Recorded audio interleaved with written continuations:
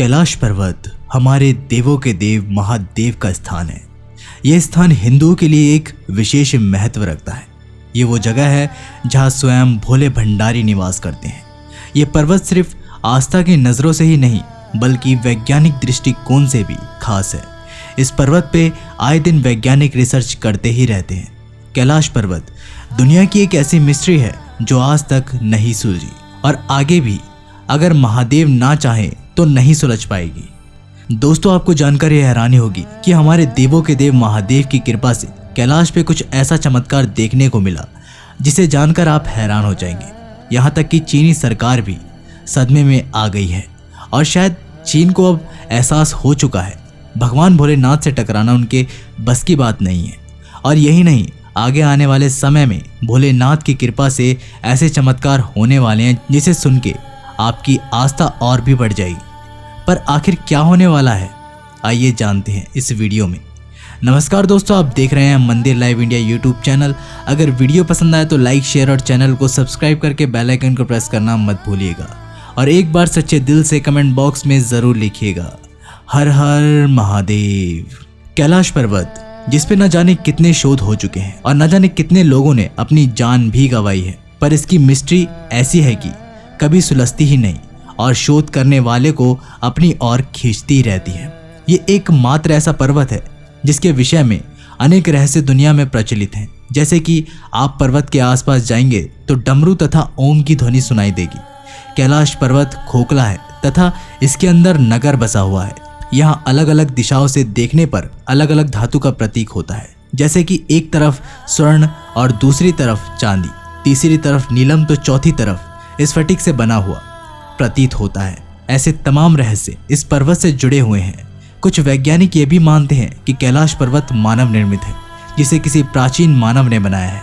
कैलाश पर्वत की ऊंचाई माउंट एवरेस्ट की तुलना में भी काफ़ी कम है, फिर भी आज तक कोई भी वैज्ञानिक कैलाश पर्वत पर नहीं चढ़ सका।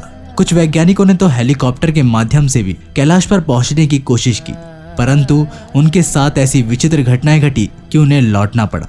लौटे हुए वैज्ञानिकों ने बताया कि उनकी उम्र अचानक तेजी से बढ़ने लगी, उनके बाल सफ़ेद होने लगे, उन्हें ऐसा लगा कि समय काफ़ी तेजी से चलने लगा हो।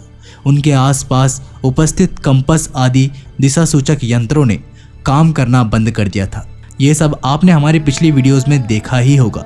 दोस्तों, कैलाश पर्वत 20,028 फीट ऊंचा बिल्कुल प्रामीण जैसा है जो पूरे साल बर्फ की चादर से लिपटा रहता है। इस पर्वत का स्वरूप इतना अद्भुत है कि यहाँ पहुँचने पर ऐसा महसूस होता है कि जैसे साक्षात स्वर्ग लोक में आ गए हो और यहाँ जाने के बाद कहीं जाने की इच्छा नहीं रह जाती।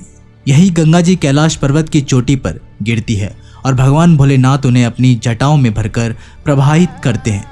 दोस्तों, कैलाश पर्वत को पृथ्वी का केंद्र भी माना जाता है क्योंकि यहाँ उत्तरी व दक्षिणी ध्रुव आपस में मिलते हैं। इस कारण 10 दिशाएं भी यहाँ पर मिलती है और एक ऐसा चुंबकीय क्षेत्र निर्मित होता है जो कि वैज्ञानिकों को हैरानी में डाल देता है। इस चुंबकीय क्षेत्र से 7 तरह की अद्भुत किरणें निकलती है। कभी कभी ये स्वास्तिक जैसी प्रतीक होती है। दोस्तों, आपको बता दें कि प्राचीन काल में एक समय ऐसा भी था जब कैलाश तक भारत की सीमाएं हुआ करती थी, परंतु आज हमें चीन से ही अनुमति लेनी पड़ती है। परंतु भगवान शिव की कृपा से ऐसा रास्ता बनाया जा रहा है जिससे कैलाश मानसरोवर यात्रा और भी आसान हो जाएगी। हाँ दोस्तों, ये रास्ता 2023 तक बनके तैयार हो जाएगा। दोस्तों, अभी तक कैलाश पर्वत जाने के लिए 3 रास्ते हैं।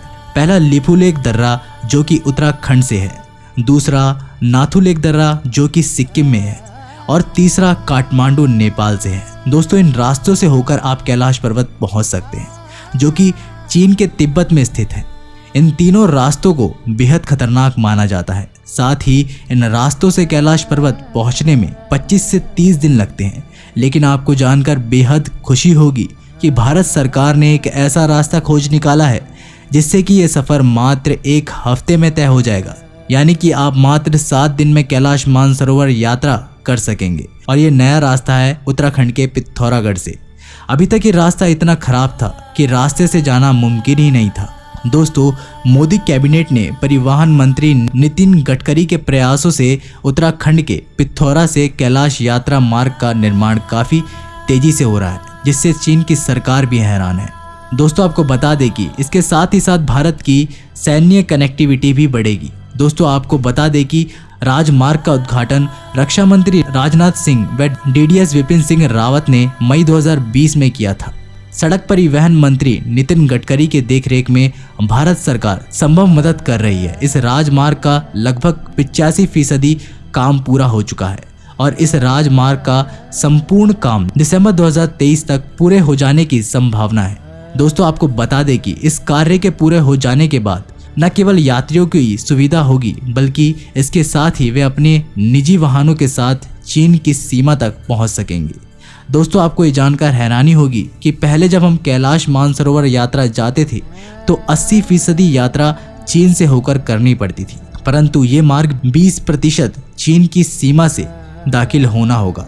दोस्तों ये नया रास्ता बन जाने के बाद क्या आप कैलाश मानसरोवर यात्रा जाना चाहेंगे?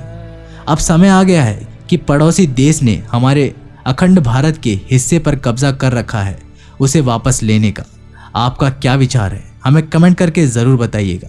अगर वीडियो पसंद आई हो तो लाइक, शेयर और चैनल को सब्सक्राइब करके बेल आइकन को प्रेस करना मत भूलिएगा। तब तक के लिए नमस्कार, टेक केयर।